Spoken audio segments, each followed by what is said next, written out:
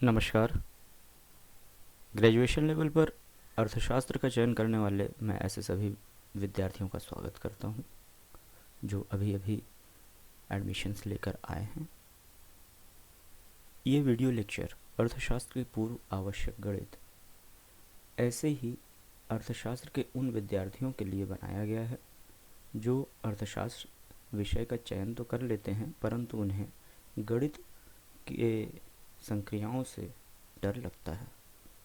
तो ऐसे बच्चों के लिए मेरी ये कोशिश है कि उनका ये डर निकाला जाए और बहुत छोटी छोटी गलतियाँ जो वो हायर लेवल पर करते हैं वो उन्हें समझ में आए कि कहाँ पर वो फेल कर रहे हैं, वो गलतियाँ कैसी हैं और उसे ओवरकम करें। तो शुरू करते हैं पहले लेक्चर से। बच्चों, जैसा कि मैंने कहा कि हायर लेवल पर भी बच्चे बड़ी छोटी छोटी गलतियाँ करते हैं। वो गलतियाँ कितनी छोटी हो सकती हैं आप इस जोक से समझ सकते हैं। एक बार एक पति ने अपनी पत्नी से 250 रुपये लिए। कुछ दिन बाद दोबारा 250 लिए। कुछ दिन और बीत गए तो पत्नी ने पैसे वापस मांगे।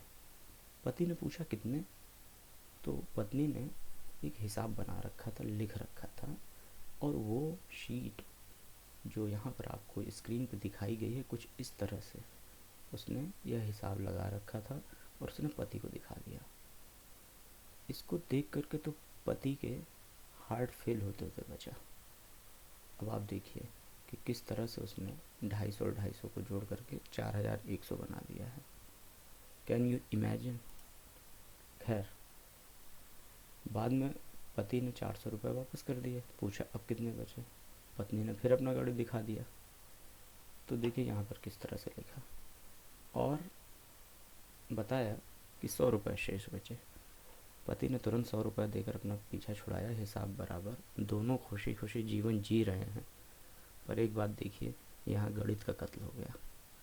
कितनी छोटी सी चीज़ है, हासिल की गलती या फिर कहीं ठीक से उसको स्थानीय मान के हिसाब से उसको संयोजित किए बगैर की गई संक्रिया किस कदर इसको भयावह बना देती है। तो बच्चों, इसीलिए मैं बताना चाहता था कि ऐसी छोटी छोटी गलतियाँ, यहाँ पर तो आप कहेंगे कि कोई विशेष बात नहीं है, लेकिन बहुत से बच्चों को अगर मैं इस तरह से 25 में से 3.5 घटाने के लिए दे दूँ, तो मैंने खुद अपनी क्लास में देखा है कि कक्षाओं में अक्सर सभी छात्र छात्राएं संख्याओं को रैखिक स्वरूप में लिख करके गणितीय संख्याओं को हल करते हैं, जिसमें संख्याओं को उनके स्थानीय मान के अनुसार संयोजित करके हल ही नहीं किया जाता। और एक बात ध्यान रखिए, उचित अभ्यास के बिना अगर इस प्रकार से रैखिक स्वरूप में लिख करके गणितीय संक्रियाएँ की जाती हैं तो इसमें वैसी ही गलती होने के चांस हो जाते हैं जैसे अभी वहाँ पर पत्नी कर रही थी जोक में। इसलिए सर्वप्रथम तो ये आवश्यक है कि संख्याओं को उनके स्थानीय मान के अनुसार संयोजित करके ही हल किया जाए।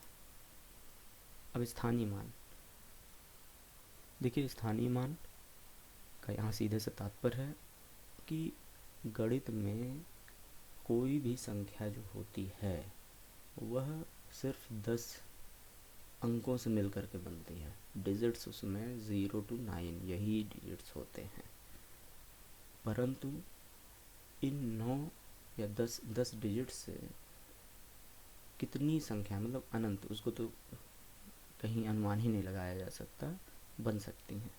तो चेंज क्या होता है, अंक तो वही रहते हैं, चेंज उनके स्थानीय मान होते हैं।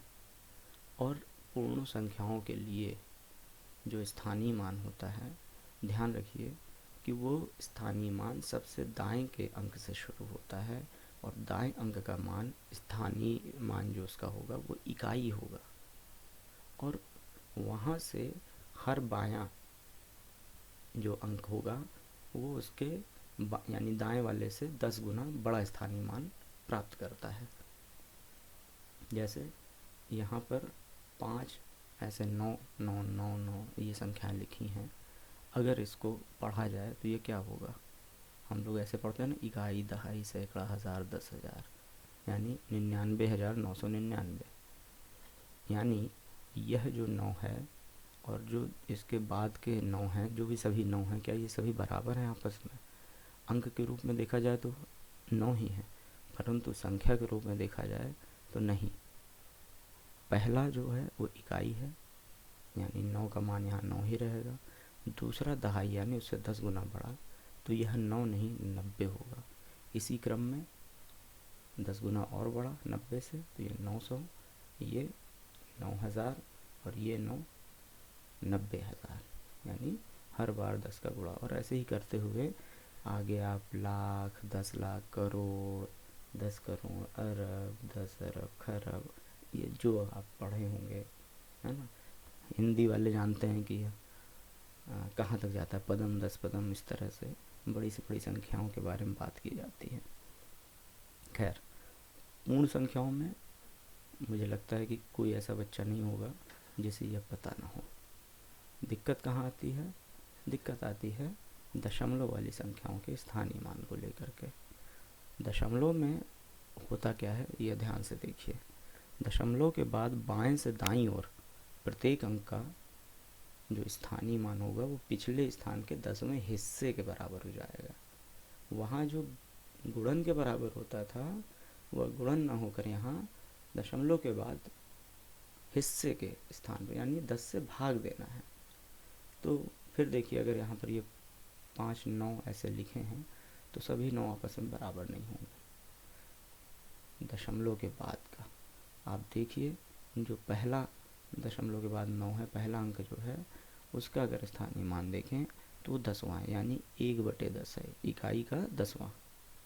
इसी प्रकार जो दूसरा है वो 10वें में फिर बटा 10 कर दिया जाए तो 100वां, और इसी प्रकार 1000वां, 10,000वां, लाखवां, है ना। तो इस प्रकार से स्थानीय मान जो होता है वह पूर्ण संख्याओं के लिए तथा दशमलव वाली संख्याओं के लिए अलग तरह से होता है। पूर्ण संख्याओं के लिए यह दाएं से बाएं की ओर 10 का गुणा होता जाता है, और दशमलव वाली संख्याओं के लिए यह बाएं से दाईं ओर 10 का भाग हो जाता है।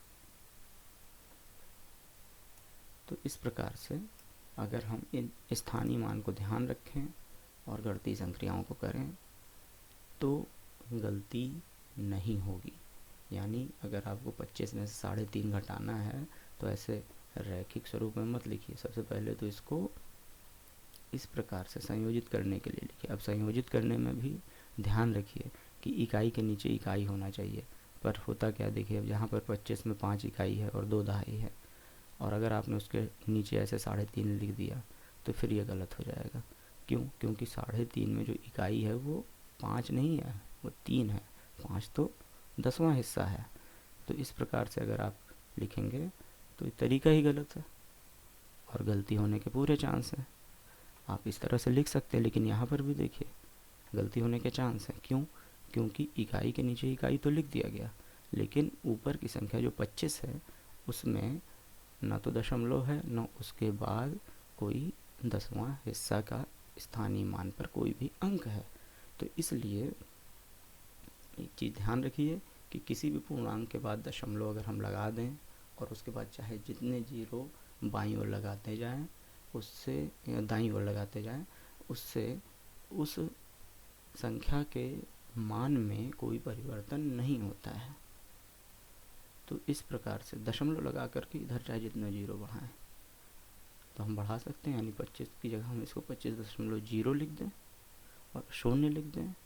तो इस तरह से लिखने से यहाँ पर भी 10वें का स्थानीय मान प्राप्त हो जाता है, और नीचे तो 10वें के स्थानीय मान पर ये दशमलव के बाद 5 था ही। तो इस प्रकार से ये एडजस्टमेंट एकदम सही है, परफेक्ट है। आप ऐसे लिखेंगे तब जब संक्रियाएं करेंगे स्थानीय मान को ध्यान में रखते हुए, तो इस प्रकार से फिर कभी कोई गलती होने के चांस नहीं रहेंगे। अब देखिए, यहाँ स्थानीय मान के हिसाब से लिख करके घटाया गया, तो हर अंक के स्थानीय मान के लिए दोनों तरफ संख्याएं हैं। और अब बाकी गणित की वही प्रक्रिया होती है, हासिल लेना देना जो आप जानते हैं, जोड़ घटाने में ये तो सभी कर लेते हैं, वही होगा और आपका अभीष्ट उत्तर प्राप्त हो जाएगा। आप लोगों को इस तरह के प्रश्न इसी भांति हल करने चाहिए आपके अभ्यास के लिए कुछ प्रश्न निम्न हो सकते हैं। आप ज़रूर इन प्रश्नों को देखिए, हल करिए और ऐसे रैखिक स्वरूप में न लिख करके इन्हें स्थानीय मान के अनुसार संयोजित करके करिए और निसंदेह सही उत्तर आपको प्राप्त होंगे। जो बातें ऊपर बताई गई हैं उसे ध्यान रखिए, ध्यान में रख करके कीजिए। आशा है आप सभी पहले से स्थानीय मान के महत्व को समझते होंगे और ऐसी संक्रियाओं में त्रुटि नहीं करते होंगे। परंतु यदि आपसे भी ऐसी त्रुटियां होती हैं तो इस लेक्चर में दिए गए निर्देशों के अनुसार अभ्यास करें। अगले लेक्चर में हम विभिन्न ऐसी संख्याओं के बीच संक्रियाएं करना सीखेंगे जिनके चिन्ह विपरीत होते हैं, अर्थात वो अलग दिशाओं में होती हैं संख्याएं। देखने के लिए आपका धन्यवाद।